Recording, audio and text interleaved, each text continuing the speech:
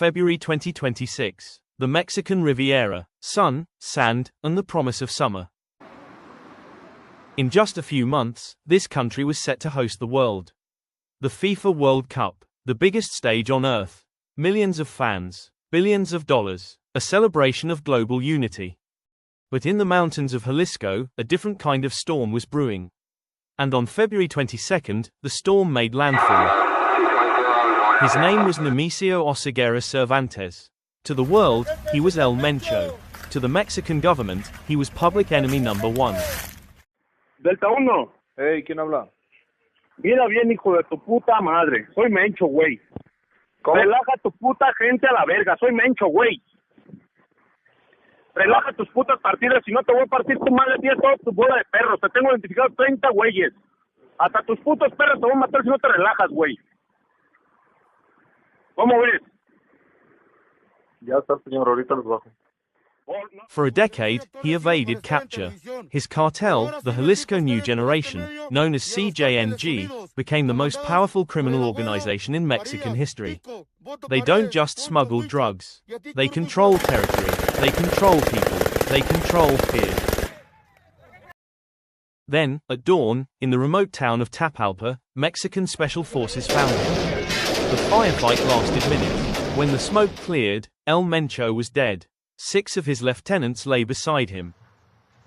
Aparte de esta operación, con inteligencia militar central también se obtuvo información que Hugo H., alias el Tuli, quien era el operador logístico financiero y principal persona de confianza del Mencho, se encontraba en el government, it was a victory.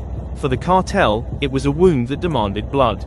Within hours, the cartel responded, not with silence, with fire. In Guadalajara, armed commandos executed a gas station, forced the workers out and lit it ablaze. The message was clear: if you take our leader, we will burn your economy.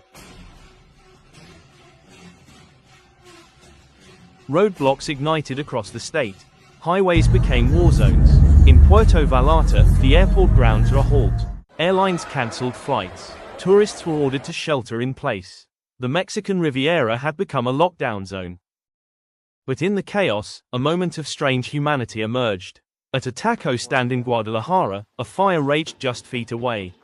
The taquero, he kept chopping. A local journalist captured the scene and asked why. The response became legend.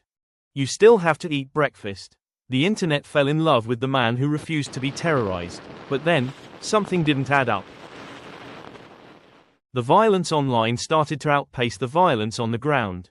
A viral image claimed to show the entire city of Puerto Vallarta in flames. It looked terrifying, but investigators discovered that this image was also AI-generated, using a standard Google Earth rendering of the city as a template. Side by side with the Google Earth render, the truth was clear. The cartel had learned a new weapon. Investigators estimate that nearly 40% of the most viral content from that night was either misleading or entirely fabricated. Experts at the Brookings Institution warned that cartels have become tech-savvy.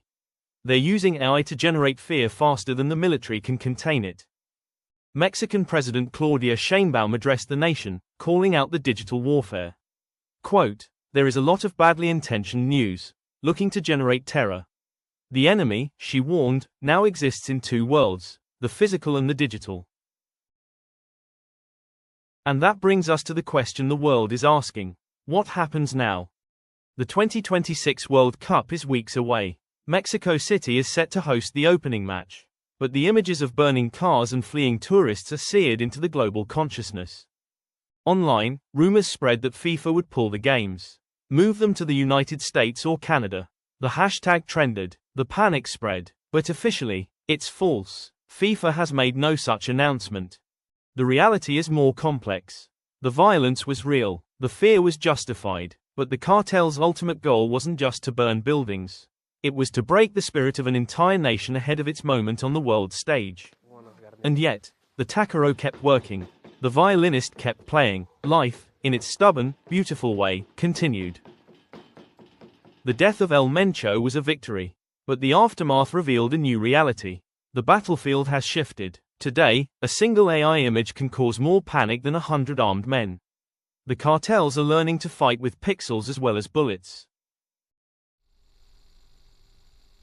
As the world prepares to gather in Mexico, one thing is certain: the game is no longer just played on the pitch.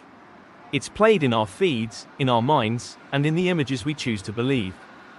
The whistle hasn't blown yet, but the match has already begun. Don't forget to hit the subscribe button for more.